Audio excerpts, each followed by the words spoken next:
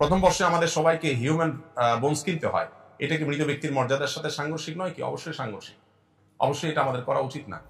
এখন বিকল্প যদি কোনো পথ আপনার কাছে না থাকে, কিন্তু যদি আপনি বাধ্য হন শেখার প্রয়োজনে, বিক্রি ডেফিনেটলি আপনি করবেন না, আপনি দান করবেন অন্য কোনো স্টুডেন্টকে, সাদাকা করে দিবেন যে তুমি এ করো। কিন্তু এটাও মানব দেহ নিয়ে এই এক্সপেরিমেন্ট, এটার বিকল্প যেহেতু আছে, পৃথিবীর উন্নত দেশগুলোতে আমরা জানি যে তারা ডামি দিয়ে তাদের এই কাজটা সারে, তো আমরা কেন সেটা করব না? আমাদের এটার জন্য দরকার কথা উঠানো, দরকার ভয়েস রেজ করা, দরকার এটার জন্য আমাদের প্ল্যান প্রোগ্রাম করা, যাতে বিকল্প পথ পাই।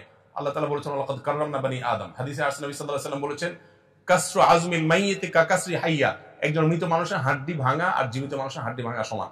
এখানে সমান বলতে কি বোঝানো হয়, এটা নিয়ে বিরাট বিস্তারিত ব্যাখ্যা বিশ্লেষণ আছে স্কলারদের ভিতরে। একটা হলো যে মৃত মানুষের শরীর নিয়ে কাটাছেঁড়া করা, এই যে আমাদের পোস্টমর্টমের যে ইয়েটা আছে, এ জাতীয় যত আপনার কার্যক্রম আছে, এগুলো এই হাদিসের আলোচনা অনেক ওলামায়ে কেরাম নিষিদ্ধ বলেন, যদিও এর অন্য ব্যাখ্যাও আছে, আমি ডিটেইলে যাচ্ছি না।